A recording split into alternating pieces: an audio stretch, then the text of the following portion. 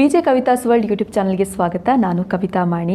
ತುಂಬ ದಿನದಿಂದ ಬರೀ ವ್ಲಾಗೇ ಹಾಕ್ತಾ ಇದ್ದೆ. ಸೊ ಏನಾದರೂ ಇನ್ಫಾರ್ಮೇಷನ್ ಕೊಡಬೇಕು ಅಂತ ಇತ್ತು, ಆದರೆ ಟೈಮ್ ಸಿಗದ ಕಾರಣ ಇನ್ಫಾರ್ಮೇಷನ್ ಕೊಡಲಿಕ್ಕೆ ಆಗ್ತಾ ಇಲ್ಲ. ಸೊ ಇವತ್ತು ಒಂದು ತುಂಬ ಚೆನ್ನಾಗಿರುವಂಥ ಒಂದು ಇನ್ಫಾರ್ಮೇಷನ್, ಎಲ್ರಿಗೂ ಕೂಡ ಯೂಸ್ ಆಗುವಂಥ ಒಂದು ಇನ್ಫಾರ್ಮೇಷನನ್ನು ಹೊತ್ಕೊಂಡು ನಿಮ್ಮ ಮುಂದೆ ಬಂದಿದ್ದೇನೆ. ಸೊ ಏನಪ್ಪ ಅಂತ ಹೇಳಿದರೆ, ಸೊ ನಮ್ಮ ಕಣ್ಣು ಮುಂದೆನೇ ತುಂಬ ಅನ್ಯಾಯಗಳು ನಡೀತಾ ಇರುತ್ತೆ. ಅದನ್ನು ಹೇಗಾದರೂ ಬೆಳಕಿಗೆ ತರಬೇಕು, ಒಂಥರ ಇನ್ವೆಸ್ಟಿಗೇಟಿವ್ ಥರ ಹೇಗಾದರೂ ಅದನ್ನು ಬೆಳಕಿಗೆ ತರಬೇಕು, ಅವರಿಗೆ ನ್ಯಾಯ ಕೊಡಿಸಬೇಕು ಅಂತ ನಮ್ಮ ಮನಸ್ಸಲ್ಲಿರುತ್ತೆ. ಆದರೆ ಅದು ಹೇಗಪ್ಪ, ಅದಕ್ಕೆ ಏನಾದರೂ ಸಾಕ್ಷಿಗಳು ನಮ್ಮ ಹತ್ರ ಇದ್ದರೆ ಅದನ್ನು ಬೆಳಕಿಗೆ ತರ್ಬೋದು ಅಂತ ನಮ್ಮ ಮನಸ್ಸಲ್ಲಿ ಕೂಡ ಇರುತ್ತೆ. ಸೊ ಹಾಗಾದರೆ ಅದನ್ನು ಹೇಗೆ ನಾವು ಸಾಕ್ಷಿಗಳನ್ನು ಕಲೆಕ್ಟ್ ಮಾಡ್ಬೋದು, ಅಥವಾ ಒಂದು ಫಾರ್ ಎಕ್ಸಾಂಪಲ್, ಬೆಸ್ಟ್ ಎಕ್ಸಾಂಪಲ್ ಅಂತ ಹೇಳಿದರೆ, ಈ ರೇಷನ್ ಸ್ಟೋರಲ್ಲಿ ಸ್ವತಃ ನನ್ನ ಅನುಭವವನ್ನೇ ನಾನು ನಿಮಗೆ ಹೇಳೋದಕ್ಕೆ ಇಷ್ಟಪಡ್ತೇನೆ. ಈ ರೇಷನ್ ಸ್ಟೋರಲ್ಲಿ ನಮಗೆ ಫ್ರೀಯಾಗಿ ಅಕ್ಕಿ ಸಿಗುತ್ತೆ, ಅಂದರೆ BPL ಕಾರ್ಡ್ ಇದ್ದವರಿಗೆ ಫ್ರೀಯಾಗಿ ಅಕ್ಕಿ ಸಿಗುತ್ತೆ. ಇದು ಒಂದು 2 ವರ್ಷ ಆಯಿತು, ಲಾಕ್ಡೌನ್ ಟೈಮಲ್ಲಿ ಈ ಒಂದು ಮೋಸ ಆಗಿರುವಂಥದ್ದು. ಏನಪ್ಪ ಅಂತ ಹೇಳಿದರೆ, ಫ್ರೀಯಾಗಿ ಅಕ್ಕಿ ಸಿಗುತ್ತೆ, ಆದರೆ ಆ ಅಕ್ಕಿ ತಗೊಳ್ಬೇಕಾದ್ರೆ ಸರ್ವರ್ ಪ್ರಾಬ್ಲಮ್ ಅಥವಾ ಏನೋ ಒಂದು ನೆಪ ಹೇಳ್ಕೊಂಡು 10 ರೂಪಾಯಿ 20 ರೂಪಾಯಿ ಎಕ್ಸ್ಟ್ರಾ ತಗೊಳ್ಳುವಂಥದ್ದು, ಜನಸಾಮಾನ್ಯರಿಂದ ಎಕ್ಸ್ಟ್ರಾ ತಗೊಳ್ಳುವಂಥದ್ದು. ಸೊ ಇದು ಗೊತ್ತಿರುತ್ತೆ ನಮಗೆ, ಇದು ಪಕ್ಕಾ ಅನ್ಯಾಯ ಮಾಡ್ತಾ ಇದ್ದಾರೆ, ಇದು ಪಕ್ಕಾ ಮೋಸ ಮಾಡ್ತಾ ಇದ್ದಾರೆ, ನಮಗೆ ಗೊತ್ತಿರುತ್ತೆ. ಆದರೆ ನಮ್ಮ ಹತ್ರ ಸಾಕ್ಷಿಗಳಿರಲ್ಲ, ಅಥವಾ ಅದು ಹೇಗೆ ದೂರು ಕೊಡೋದು ಅದರ ಬಗ್ಗೆ ನಮಗೆ ಮಾಹಿತಿ ಇರೋದಿಲ್ಲ, ಅಥವಾ ನಾವು ಮೊಬೈಲಲ್ಲಿ ಹೇಗೆ ಕಲೆಕ್ಟ್ ಮಾಡ್ಕೊಳ್ಬೋದು, ಇದನ್ನು ಸಾಕ್ಷಿಗಳನ್ನು ಹೇಗೆ ಕಲೆಕ್ಟ್ ಮಾಡ್ಕೊಳ್ಬೋದು ಅಂತ ನಮಗೆ ಅದರ ಬಗ್ಗೆ ಯಾವುದೇ ರೀತಿಯ ಮಾಹಿತಿ ಇರೋದಿಲ್ಲ. ಹಾಗಾದರೆ ನಾವು ಏನು ಮಾಡಬೇಕು? ಈಗ ಫಾರ್ ಎಕ್ಸಾಂಪಲ್ ನಾನು ಏನು ಮಾಡಿದೆ ಅಂತ ಹೇಳಿದರೆ, ಸರ್ವರ್ ಪ್ರಾಬ್ಲಮ್, ನನಗೆ 10 ರೂಪಾಯಿ ಕೊಡಿ ಅಂತ ಹೇಳಿದರು. ತುಂಬ ಜನ ಇದ್ದರು ಜನಸಾಮಾನ್ಯರು, ಅವ್ರಿಗೇನು ಗೊತ್ತಿಲ್ಲ ಅಂತ ಹೇಳ್ಕೊಂಡು ಎಲ್ಲ 10 ರೂಪಾಯಿ ಕೊಡ್ತಾ ಹೋಗ್ತಿದ್ದಾರೆ. ಒಬ್ಬೊಬ್ಬರಿಂದ 10 ರೂಪಾಯಿ ಬಂದರೂ ಕೂಡ ಒಂದು 100 ಜನರಿಂದ ಆದರೆ ಎಷ್ಟಾಯಿತು ನೀವೇ ಅಂದ್ಕೊಳ್ಳಿ, 1,000 ಮೋಸ ಮಾಡಿದರು. ಕರೆಕ್ಟ್ ಅಲ್ವಾ?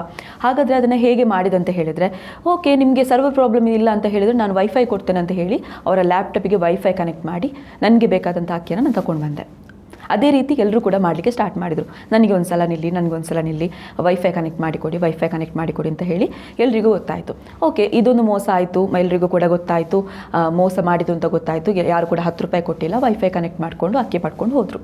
ಓಕೆ, ನೆಕ್ಸ್ಟ್ ಏನಾಯಿತು ಅಂತ ಹೇಳಿದರೆ, ಈ ಕೊರೋನಾ ಟೈಮಲ್ಲಿ ಒಬ್ಬೊಬ್ಬರಿಗೆ ಕೂಡ ಒಂದು 10 kg ಅಕ್ಕಿಯನ್ನು ಕೊಡ್ತಾ ಇದ್ರಲ್ವಾ. ಆ ಟೈಮಲ್ಲಿ ಕೆಲವರಿಗೆ ಒಂದು ಮನೆಗೆ 50 kg ಎಲ್ಲ ಅಕ್ಕಿ ಕೊಡ್ತಾಯಿದ್ರು.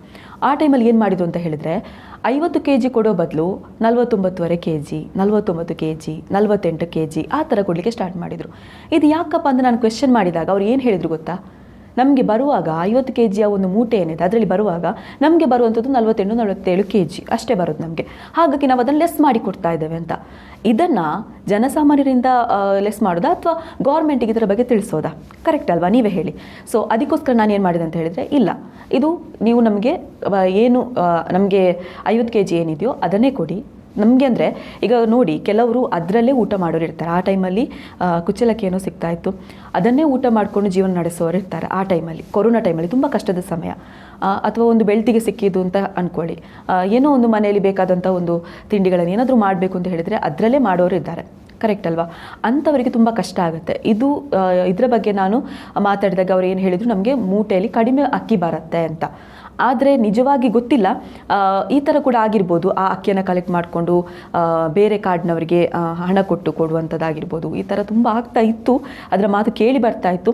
ಅದಕ್ಕೆ ನಾನು ಏನು ಮಾಡಿದೆ ಅಂತ ಹೇಳಿದರೆ, ಜಸ್ಟ್ ಅಲ್ಲಿ ಸ್ಕೇಲಲ್ಲಿ ಏನವರು 49.5 kg ಅಥವಾ 49 kg ಏನು ಅಕ್ಕಿ ಸ್ಕೇಲಲ್ಲಿ ಹಾಕ್ತಾರೋ, ಸೊ ಅದನ್ನು kg ಏನಿದೆ ಅದನ್ನು ನಾನು ನನ್ನ ಮೊಬೈಲಲ್ಲಿರುವಂತಹ ಹೈಡ್ ಕ್ಯಾಮರಾ, ಅಂದರೆ ಬ್ಯಾಕ್ಗ್ರೌಂಡ್ ವಿಡಿಯೋ ಕ್ಯಾಮರಾ ಅಂತ ಏನು ನನ್ನ ಒಂದು ಮೊಬೈಲಲ್ಲಿದೆ, ಸೊ ಅದರಲ್ಲಿ ನಾನು ಕ್ಯಾಪ್ಚರ್ ಮಾಡ್ಕೊಳ್ಳುವಾಗ ಯಾರಿಗೆ ಗೊತ್ತಾಗಲ್ಲ. ಯಾಕಂತ ಹೇಳಿದರೆ ಮೊಬೈಲ್ ಸ್ಕ್ರೀನ್ ಆಫ್ ಇದ್ದರೂ ಕೂಡ ಅದರಲ್ಲಿ ಕ್ಯಾಪ್ಚರ್ ಆಗುತ್ತೆ ವಿಡಿಯೋ.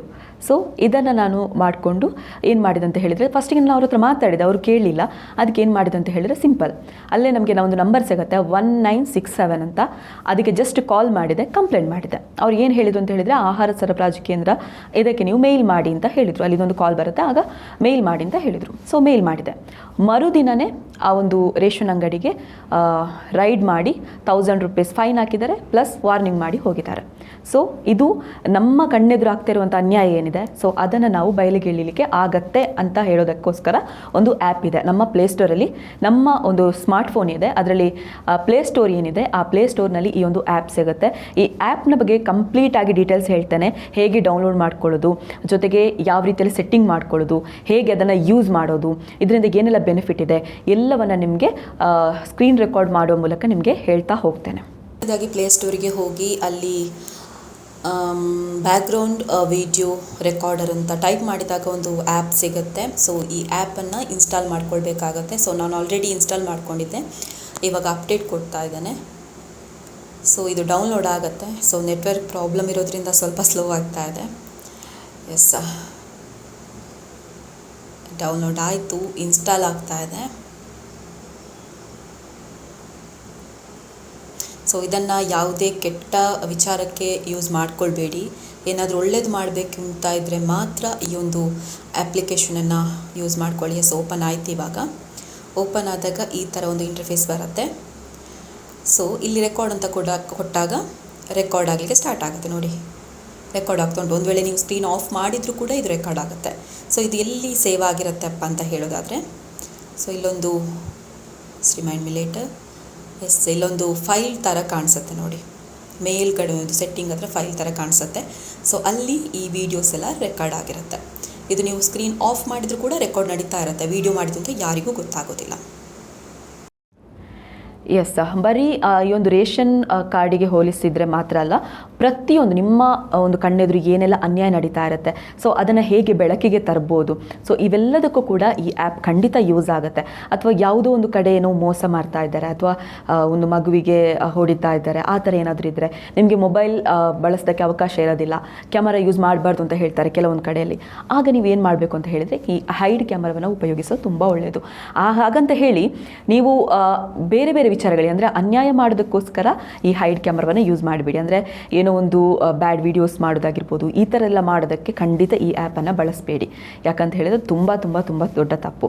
ಏನೋ ಒಂದು ಒಳ್ಳೆಯ ಕಾರ್ಯ ಮಾಡಬೇಕು ಅಂತ ಹೇಳಿದರೆ ಈ ಆ್ಯಪನ್ನು ಬಳಸೋದ್ರಿಂದ ನಿಮ್ಮಿಂದ ಎಷ್ಟೋ ಜನರಿಗೆ ಹೆಲ್ಪ್ ಆಗ್ಬೋದು. ಸೊ ಇದನ್ನು ಹೇಳ್ತಾ ಇವತ್ತಿನ ವಿಡಿಯೋ ನಿಮಗೆ ಇಷ್ಟ ಆಗಿದ್ದರೆ ಲೈಕ್ ಮಾಡಿ, ಶೇರ್ ಮಾಡಿ, ಕಮೆಂಟ್ ಮಾಡಿ. ಆದರೆ ಸಬ್ಸ್ಕ್ರೈಬ್ ಮಾಡದಿದ್ದರೆ ಮಾಡೋದನ್ನು ಮಾತ್ರ ಮರಿಬೇಡಿ. ಬೆಲ್ ಐಕಾನ್ ಕೂಡ ಕ್ಲಿಕ್ ಮಾಡಿ.